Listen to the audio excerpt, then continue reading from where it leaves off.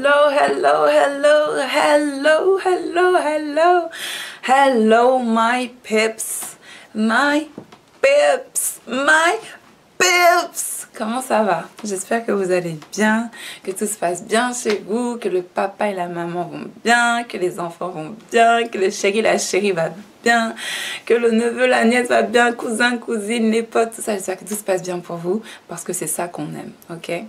Alors ma voix, ça va un peu mieux, un petit peu mieux, mais c'est pas encore ça, mais ça va mieux, donc voilà.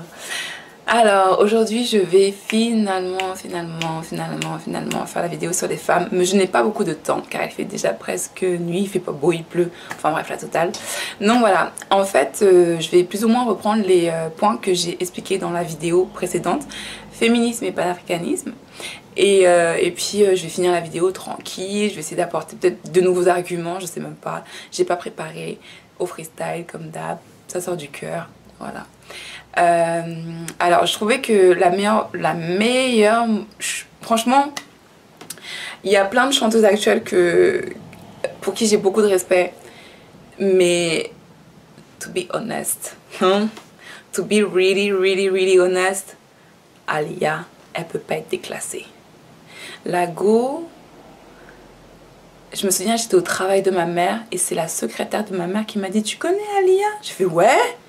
Parce que moi j'avais en fait, à l'âge de 11 ans je crois, avant de rentrer au collège, j'étais tombée en fait sur un album d'Aaliyah, son tout premier album, vous savez, son opus là où elle est en noir et blanc, elle fait un peu gangsta comme ça contre le mur, elle avait une paire de lunettes de soleil et tout. Et en fait cet album je l'ai acheté complètement par hasard, c'est à dire qu'elle n'était pas connue en France, c'était même pas un album qui avait, je crois que c'était un album qui était sorti en indépendant, je sais pas hein, mais c'était un album qui avait pas du tout été commercialisé en France et j'étais tombée dessus par hasard et j'avais trouvé la pochette stylée et tout, je me suis dit ah tiens vas-y et tout, et en fait je l'ai acheté. Donc en fait j'avais acheté son album sans avoir entendu parler d'elle à la télé ou quoi, ou sans avoir de copines. De toute façon c'était moi qui faisais découvrir les nouveaux sons à mes copines bien souvent. Et là voilà, il a fallu que j'attende jusqu'à mes 14 ans pour avoir des copines qui connaissaient d'autres rappeurs que je connaissais pas. Mais sinon pendant longtemps c'est moi qui faisais découvrir les sons à mes potes et tout. Et en fait j'avais acheté son album par hasard et c'est quand elle est arrivée sur Skyrock, parce que même quand elle était connue, j'avais pas fait le lien en fait entre cet album là que je connaissais déjà par cœur mais que j'écoutais plus autant qu'avant et le nouvel album qu'elle avait sorti, je crois que c'était Resolution, je sais plus comment ça s'appelait, mais voilà. Et en fait j'avais pas fait le lien et c'est un jour j'avais entendu, je sais pas, vous savez il y avait une émission sur Skyrock qui passait la nuit et moi je dormais pas, juste pour enregistrer sur mes cassettes à l'ancienne, pour tous ceux qui sont des baby 90s ils savent de quoi je parle, pour enregistrer à l'ancienne sur mes cassettes là les émissions du soir, les émissions rap du soir, et donc en fait je dormais pas, j'attendais qu'il soit minuit pour pouvoir enregistrer toutes les mixtapes, tous les DJ et tout, enfin voilà, c'était vraiment mon adolescence. Et en fait c'est un jour quand ils ont dit ouais Aaliyah machin, et j'ai fait ah, c'est Aaliyah qui fait ça, enfin bref voilà. Et donc le jour où on a appris son décès, j'étais au travail de ma mère, sa secrétaire qui m'a demandé si je connaissais, je fais ouais, elle m'a dit ouais elle est morte dans un accident d'avion. J'étais trop choquée, trop choquée.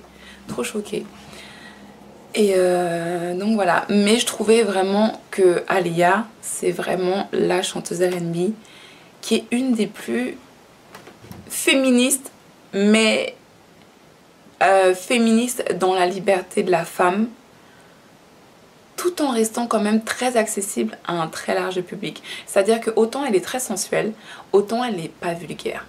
Et encore quand je dis vulgaire, aujourd'hui, ma définition de la vulgarité à cette époque-là et celle que j'ai aujourd'hui, elle est vraiment complètement différente. C'est-à-dire que moi aujourd'hui, vulgaire, c'est même plus... C'est vraiment autre chose en fait. Moi j'ai pensé qu'il y a des gens qui ont vraiment une mentalité qui est vulgaire, plutôt que certains styles vestimentaires ou des trucs comme ça. Vous voyez ce que je veux dire? Je suis plus relax en fait par rapport à ça aujourd'hui. Ma définition elle a changé, mais si je me remets dans l'époque à l'ancienne, Aaliyah a su être une des plus grandes féministes, c'est-à-dire faire vraiment l'empowerment des femmes, mais tout en responsabilisant les hommes. C'est-à-dire qu'elle faisait pas l'empowerment des femmes en disant ouais, you're a fucking boss, you go out there and you fucking kill them, nanana, nanana.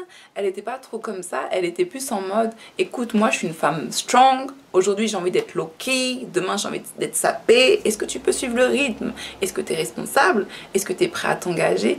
Et en fait je trouvais ça stylé. Aujourd'hui il y a plein d'autres chanteuses qui le font et j'ai beaucoup de respect pour ça, mais c'est vrai que ça a été l'une des premières quand même à arriver et à avoir cette espèce de classe et ce petit côté street, mais j'en fais pas trop, je suis pas bonhomme et tout, et j'aime trop Ali, j'aime trop, il y a trop de chansons d'elle, j'aime trop. Et d'ailleurs Kendrick Lamar, je crois qu'il a gagné mon cœur le jour où il a fait une chanson. Il avait fait une mixtape en fait où il reprenait des samples de sons vachement connus, et en fait il y avait la chanson 4 Page Later d'Alia. Putain, mais Kendrick Lamar, Alia, que demande le peuple? Donc voilà. Donc je vais pas passer trop de temps à raconter ma life, parce qu'en plus je ne vois presque plus mes notes, parce que j'en avais pris pour ce jour-là et ça me sert bien aujourd'hui. Donc voilà. Alors donc voilà, Alia, ça reste un bon modèle du féminisme moderne. Ok. Il y a plusieurs styles, de féministes, hein, comme il y a plusieurs styles de femmes.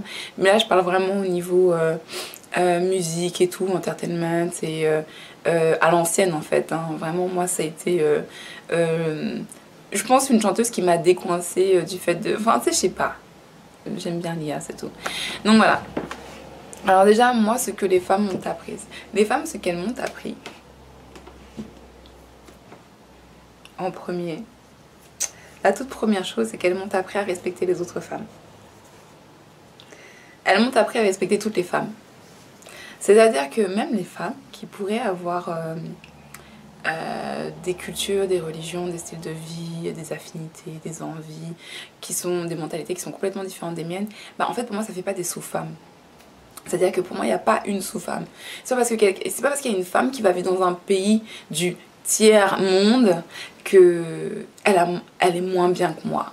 Et que moi, parce que je vis dans un pays développé, et ben, je suis un peu mieux qu'elle, quoi. Je suis un peu plus classée, tu comprends, j'ai plus de flow.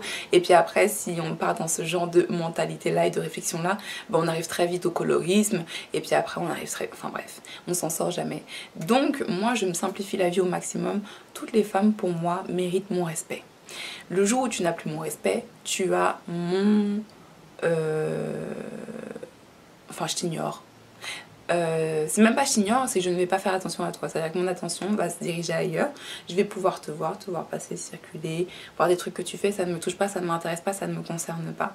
Mais sinon, autrement, toutes les femmes sont mes égaux. Et j'apprends de toutes les femmes. J'apprends de toutes les femmes. J'apprends de toutes leurs forces. Et je n'apprendrai des faiblesses que des femmes qui se sont déjà accomplies et qui sont déjà assises dans leur vie. C'est-à-dire qui sont équilibrées, qui sont saines mentalement, physiquement, financièrement et professionnellement. Voilà, ça c'est vraiment les femmes quand elles vont parler de leurs faiblesses à elles. Je veux dire, et pardon, faut que tu m'apprennes même toutes tes faiblesses là pour savoir c'est quoi même qui t'a amené jusque là. Sinon les faiblesses des autres femmes je les laisse de côté, je me base vraiment sur leurs forces à elles parce que j'ai déjà affaire avec mes propres faiblesses. Donc voilà. Ensuite ce que les femmes m'ont appris, c'est que malgré le fait que j'ai beaucoup de respect pour la jante masculine, que j'apprécie beaucoup la jante masculine, que je ne pourrais pas vivre sans la jante masculine, je sais que les femmes là, elles ont le yin dont tout le monde entier a besoin. Ce yin là, il n'y a que les femmes qui l'ont, ok? Le yang, tous les êtres humains peuvent avoir le yang. Les hommes sont 100% yang et les femmes sont 50% yin, 50% yang, et après selon l'éducation, la culture, la religion, il y en a un qui est plus cultivé que l'autre. Mais à la base, les femmes ont aussi plus de facilité à atteindre leur alpha female and alpha male. Alors que les hommes, malgré tout, ça demande énormément de maturité pour pouvoir atteindre leur côté féminin et leur côté masculin et pouvoir vraiment travailler avec les deux afin de devenir the man. Ok, the man of the house or the man of the life, the man, you know. Donc voilà, donc même si j'ai beaucoup de respect pour les hommes, je sais que c'est très compliqué pour beaucoup d'hommes de passer un certain cap au niveau de la maturité et de devenir juste des hommes, pas des machos hommes, vous voyez, juste hommes, des hommes responsables et tout, cool, en paix avec leur côté féminin, en paix avec leur côté masculin, et qui savent enrichir le tout pour devenir le mec, ok? Donc voilà, et donc j'encourage vraiment les femmes à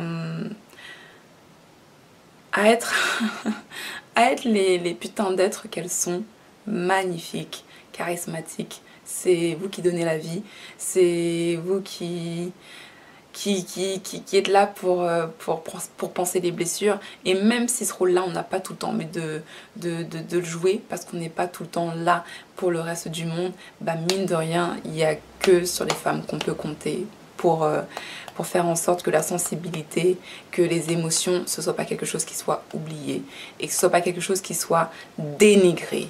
Parce que vivre dans une société où le fait de devenir féminine et le fait de devenir sensible devient une faiblesse, vous avez tout perdu. Ce genre de société-là, pardon. Non, pardon. Anyway. Après, mon troisième point, prendre soin de son corps. Alors comme je l'avais expliqué dans cette vidéo-là, une des raisons qui fait que pour un homme, pouvoir travailler sur son lui intérieur, c'est la Troisième Guerre mondiale, bah en fait c'est souvent parce que les hommes n'ont pas un processus de pensée qui les oblige à réaliser que être en couple, fonder une famille, ça vous oblige à perdre une part de vous-même. C'est malheureux à dire, hein, mais il y a vraiment une part de vous-même qui est perdue. Et en fait, les femmes, depuis toute petite, elles le savent. Elles savent que quand on fait un bébé, c'est dans le corps, que ça vient du corps. Et que voilà, donc en fait, le corps de la femme, en lui-même, devient le socle du couple. Et en fait, bah, la femme, elle est quand même amenée à prendre soin d'elle, grave. Prendre soin de son corps, prendre soin de son alimentation, se dire ok, je me sens pas bien quand je fais ci, je me sens pas bien quand je fais ça, pourquoi? Ne pas utiliser peut-être les médecines antibiotiques pour trouver n'importe quoi. Moi je prends même pas un Doliprane quoi. Et quand je prends un Doliprane, parce que j'ai tellement pas l'habitude de prendre des médicaments, je dors. Même si c'est la moitié même du cachet là et que c'est 50 mg, des trucs comme ça là. Même si c'est 50 mg et que je prends la moitié, c'est-à-dire je prends 25 mg, je dors parce que mon corps a plus l'habitude depuis des années de ne pas prendre de médicaments. Je me soigne naturellement, dans la nature, dans les plantes, dans les légumes, dans le thé, dans l'eau, il y a tout ce dont votre corps a besoin. Chaque douleur a une solution, chaque douleur a son médicament, il y a un médicament naturel. Et des choses comme ça. La dernière fois, on parlait avec une personne que j'ai rencontrée. On parlait de l'implant. Par exemple, moi j'ai eu un implant dans le bras. Je sais pas si... Non, je le montre pas. Ok, j'ai eu un implant dans le bras. Et en fait, j'ai eu un implant parce que, comme je vous ai dit, j'ai avorté. Et ça a tellement été une expérience de fou pour moi, ça. Et que, bon, après, j'ai été très longtemps célibataire. À l'âge de 19 ans, j'ai eu un petit copain. Et puis, à l'âge de 21 ans, je me suis installée donc avec un de mes ex. Et comme on s'est installés ensemble, test HIV, je rigole même pas avec ça. Les gens là, les capotes, c'est pour quelque chose. Mettez vos capotes si vous avez des relations sexuelles. Si vous installez avec quelqu'un, un test HIV, comment ça? Tu veux qu'on vive ensemble? Tu veux pas t'inquiéter de ma santé?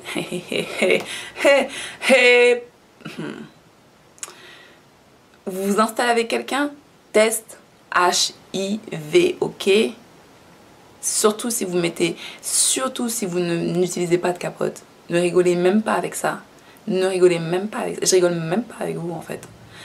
Test HIV. Avant qu'on s'installe, test HIV. Le sien, le mien, ok?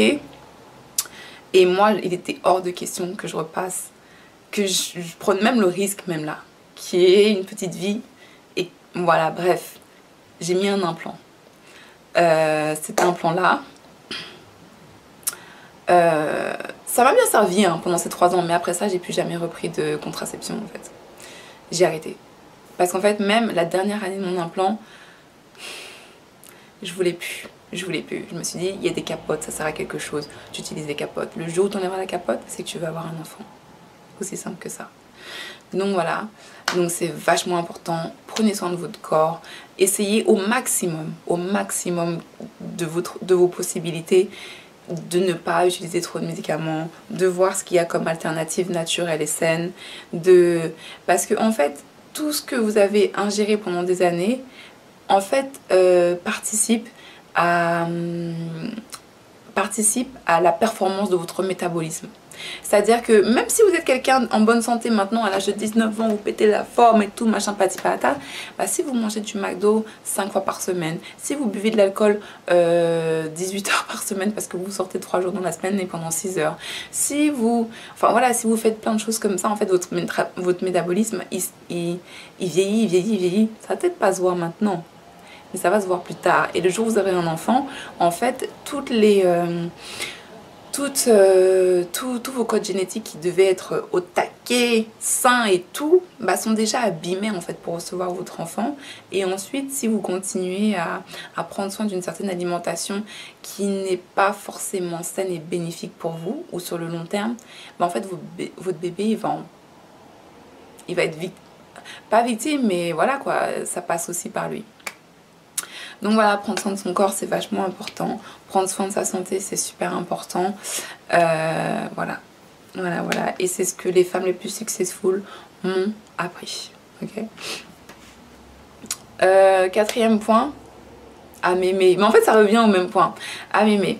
La personne que j'ai rencontrée avec qui on parlait de l'implant, je lui disais, tu sais que tous les matins, moi en fait, je me réveille et j'écris toutes les choses positives pour lesquelles je suis... grateful. Today, grateful, c'est que je remercie en fait. Et en fait, elle me dit, ah bon, il me regarde comme ça et tout. Je dis, mais grave.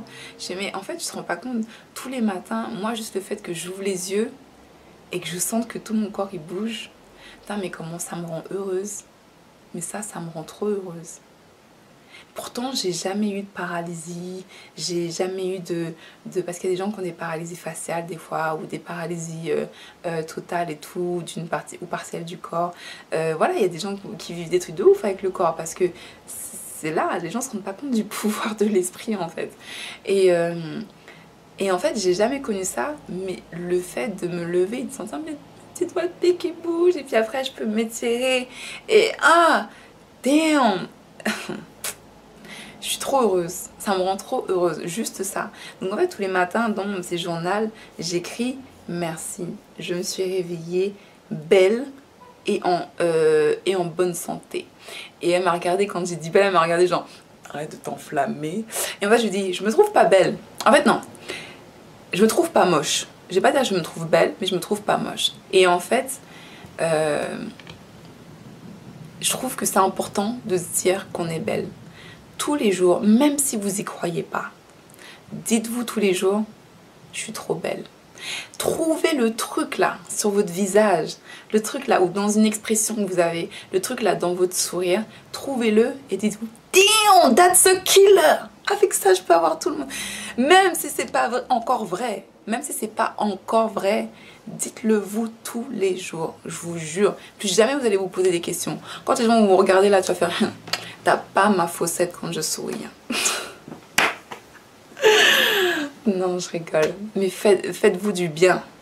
Parce que le fait que vous disiez, je suis belle, le fait que vous fassiez des compliments, en fait, vous vous rendez pas compte que votre cerveau, en fait, il enregistre comme une information qui est vachement importante. Et tu sais que ton sourire est beau et ça vous fait du bien. C'est comme le fait de dire merci. Si vous pratiquez le fait de dire merci beaucoup de fois dans la journée, je peux vous jurer que ça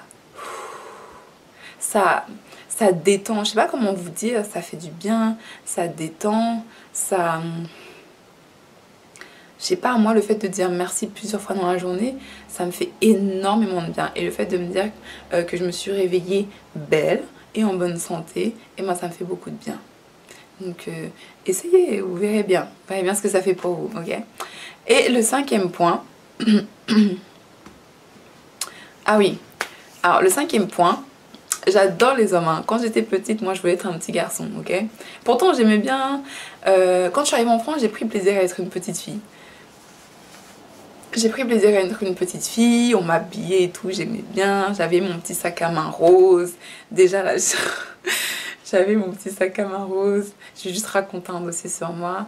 Je vais pas tout raconter. Peut-être qu'un jour je vous raconterai sur les trucs les plus chelous que je faisais quand j'étais enfant. Mais j'avais mon sac à main rose. Je prenais mon petit vélo. Je tournais dans le jardin comme ça. Et puis j'allais voir mon père. Je disais bonjour monsieur, police. Je contrôle les papiers. Donc en fait j'allais contrôler mon père. Et puis après j'allais chercher ma mère. J'allais contrôler ma mère. Vous avez vos papiers? Vous n'avez pas votre carte d'identité? J'avais 6 ans à peu près, un truc comme ça. J'avais moins de 7 ans. Ouais, donc j'aimais bien faire ça. Il y avait plein d'autres trucs aussi que je faisais, qui étaient marrants. Et donc voilà. Et en fait, ouais, depuis toute petite, en fait, arrivant en France, j'ai aimé être une petite fille. Mais très vite, le football a pris le dessus sur la marelle. Même si j'aimais jouer à la marelle, le football a pris le dessus sur la marelle. Donc voilà, des trucs comme ça. Et de toute façon, j'étais trop compétitive pour une petite fille à ce moment-là. Et je le suis toujours, hein. Moi, je joue pas pour perdre. Je joue pour gagner. Par contre, je suis une très bonne perdante. Je suis une très bonne perdante. Quand quelqu'un m'a battue, quelqu'un m'a battue. Mais je joue pour gagner. Voilà. Et en fait, en fait, même le fait que j'aime les garçons, être une femme,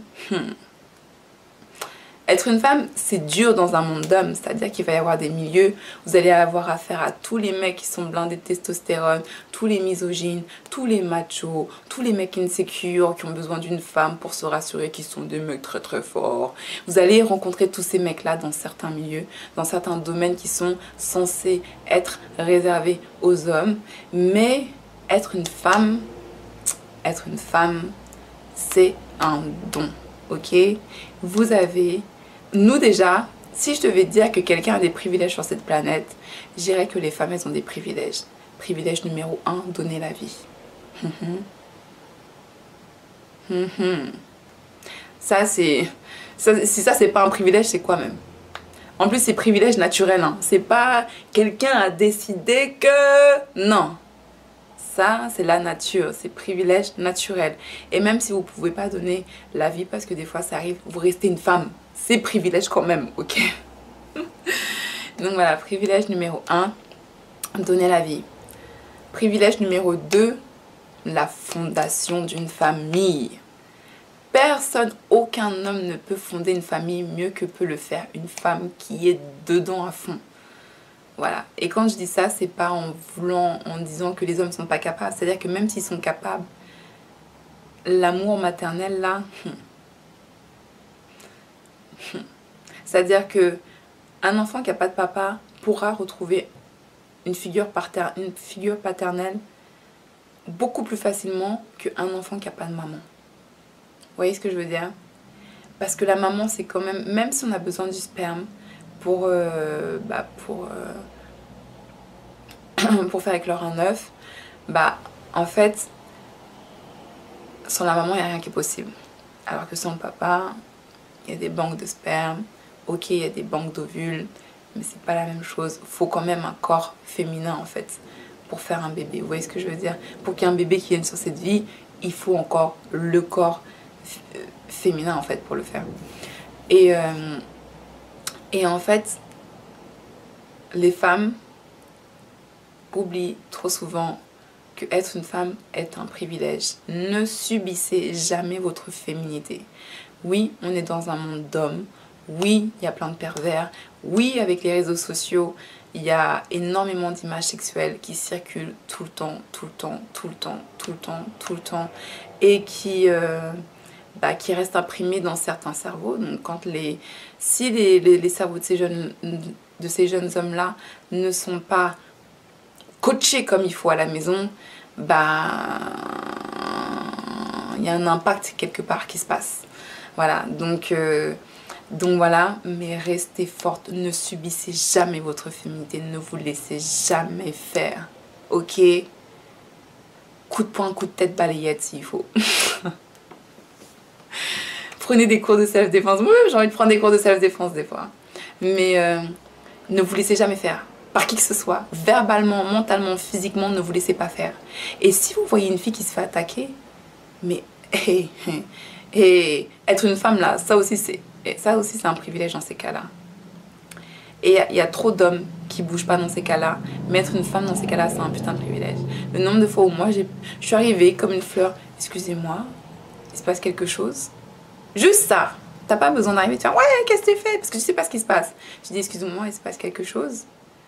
Et vous verrez, vous direz bah non, écoutez, votre copine elle est en train de pleurer, vous êtes en plein Gare de Lyon, c'est un lieu public, je comprends pas, j'ai pas envie d'assister à ça. Hein. En fait, si c'était ma petite sœur, ou si vous étiez mon grand, ou si vous étiez mon petit frère, vous voyez ce que je veux dire? Vous essayez, et ça, c'est le privilège qu'une femme peut avoir. Et quand c'est des tantines, les tantines, personne ne blague avec elles. Moi, les fois où on m'a fait chier dans la rue, c'était toujours des tantines. Et quand les tantines parlent, elles sont assises.